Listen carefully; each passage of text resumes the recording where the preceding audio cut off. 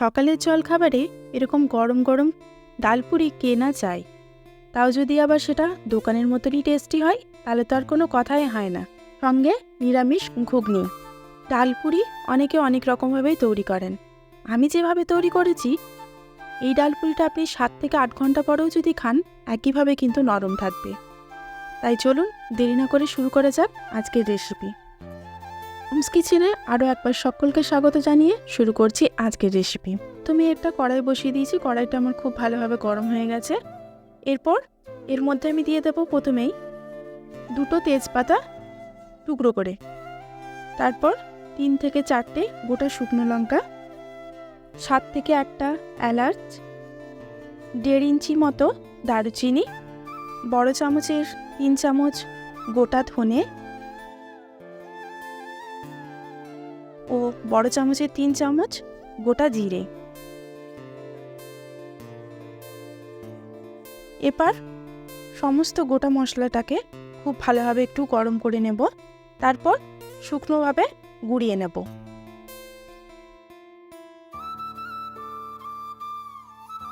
ওই কড়াইয়ের মধ্যেই 2 থেকে 3 চামচ সাদা তেল দিয়ে দিয়েছি। এরপর হাফ চামচ মতো হিং দিয়ে দিয়েছি। হিংটাকে তেলের সাথে খুব ভালোভাবে মিশিয়ে নেব। তারপর ওই তেলের মধ্যে আমি দিয়ে দেবো ছোলার ডাল বাটা। ডালটাকে 3 ঘন্টা মতো ভেজানো ছিল। তারপর আমি মিক্সিতে একটা পেস্ট তৈরি করে নিয়েছি। এই পেস্টের মধ্যে কিন্তু আমি কাঁচা লঙ্কা বা কোনো কিছু দিইনি। আপনারা চাইলে অবশ্যই কাঁচা লঙ্কা বাটা এখানে ব্যবহার করতে পারেন।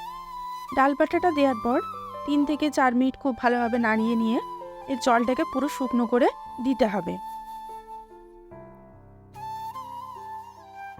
এই সময় এর মধ্যে আমি দিয়ে দিলাম 1 চামচ চিনি ও পরিমাণ মতো লবণ।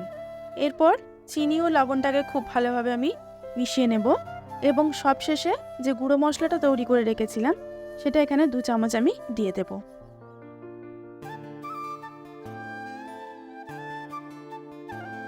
এরপর খুব ভালোভাবে ডালটার সঙ্গে মশলাটাকে খুব ভালোভাবে আমি ম্যাশারের সাহায্যে ম্যাশ করে মিশিয়ে নেব।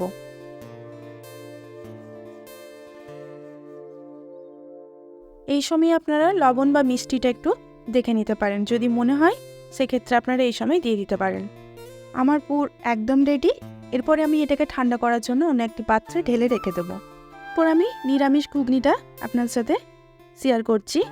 তার জন্য আমি এখানে দিয়ে দিলাম পরিমাণ মতো সর্ষের তেল আর সামান্য একটুখানি 5 ফোড়ন। এরপর আমি এর মধ্যে দিয়ে দিলাম 1 চামচ আদা বাটা। সামান্য একটু জল দিয়ে সামান্য পরিমাণ লবণটাও অ্যাড করে দিলাম। আদাটা তেলের সঙ্গে একটু খুব ভালোভাবে মিশিয়ে নিতে হবে যাতে আদার কাঁচা গন্ধটা কিন্তু চলে যায়। এবার অন্যদিকে আমি একটা বড় সাইজের টমেটো এবং 4 থেকে 5টা কাঁচা লঙ্কার একটা মিহি পেস্ট বানিয়ে নিয়েছি। সেই পেস্টটা আমি এর মধ্যে দিয়ে দিলাম। পেস্টটা দেওয়ার পর খুব ভালোভাবে মশলাটাকে এবার আমার কষাতে হবে। এর মধ্যে একে একে হলুদ গুঁড়ো,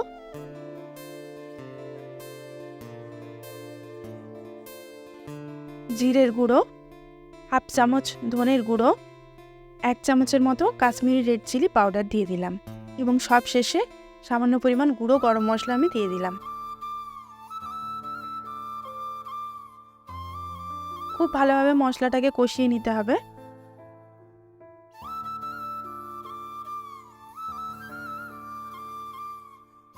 দেখুন মশলার থেকে খুব ভালোভাবে তেল ছেড়ে গেছে।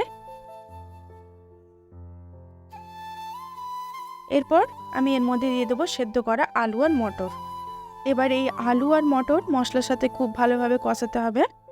দোকানে যেভাবে তৈরি করে আমিও চেষ্টা করেছি এইভাবেই নিরামিষ একটা ঘুগনি রেসিপি তৈরি করার। দেখবেন এইভাবে কিন্তু খুব টেস্ট হয়। এরপর ওই ঘুগনির মধ্যেই দিয়ে দিলাম 2 চামচ যে মশলাটা আমি গুঁড়িয়ে রেখেছিলাম এই মশলাটা।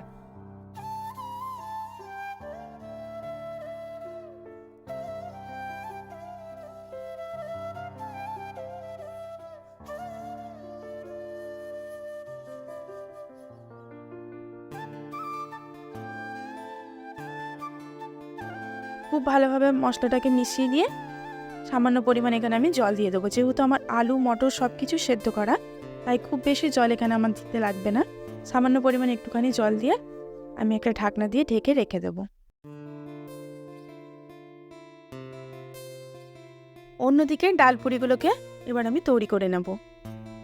এই ময়দাটাকে যেমন লুচি বা পরোটার ময়দা আমরা বাড়িতে মাখি সেইভাবেই কিন্তু এটা মাখা হয়েছে, ওই জন্য এই ভিডিওটা আমি আর আপনাদের সাথে শেয়ার করিনি।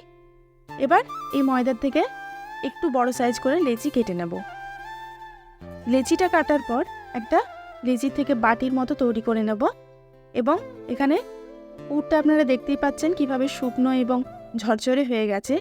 এই পুরটাকে অনেকটা পরিমাণ আমি ওর মধ্যে দিয়ে মুখটা আস্তে আস্তে আস্তে বন্ধ করে দেব।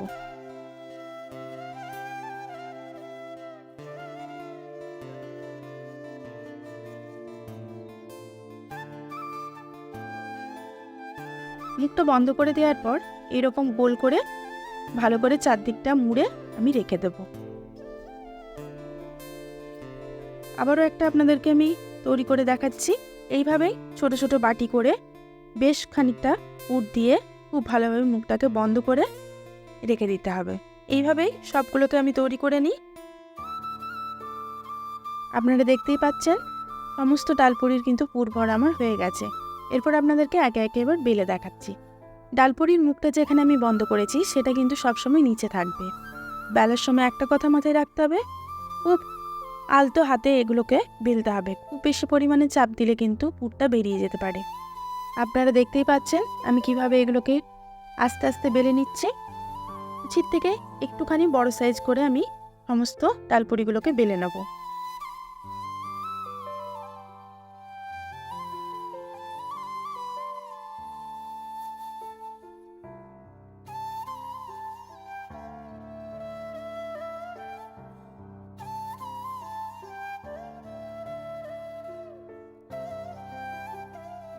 এরপর দেখুন অন্যদিকে একটা তাওয়া বসিয়ে দিয়েছি।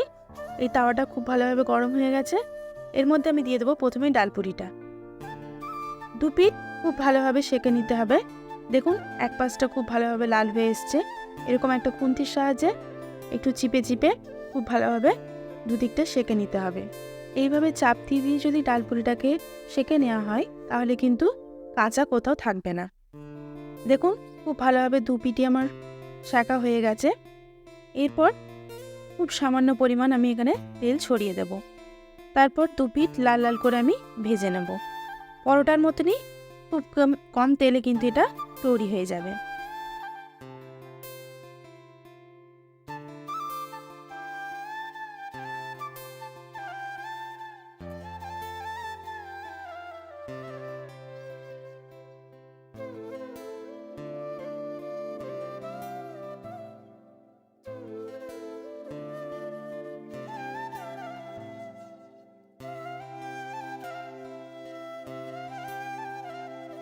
এভাবেই সমস্ত ডালপুরিগুলোকে আমি তৈরি করে নেব। আপনারা যদি এইরকমভাবে ডালপুরি তৈরি করেন, সকালবেলায় যদি তৈরি করেন, আপনারা যদি রাত্রেবেলাতেও পরিবেশন করেন, দেখবেন একইভাবে সফট থাকবে। তাই অবশ্যই এই রেসিপিটি একবার হলেও বাড়িতে তৈরি করুন এবং আমাকে কমেন্ট করে জানান আমার এই রেসিপিটি আপনাদের কেমন লাগলো। আমার রেসিপি যদি আপনাদের ভালো লেগে থাকে তাহলে অবশ্যই লাইক, শেয়ার, কমেন্ট করবেন। আর আমার চ্যানেলে নতুন হয়ে থাকলে অবশ্যই চ্যানেলটিকে সাবস্ক্রাইব করে পাশে থাকবেন। সুস্থ থাকবেন, ভালো থাকবেন। আবারও দেখা হবে অন্য একটি রেসিপির সঙ্গে।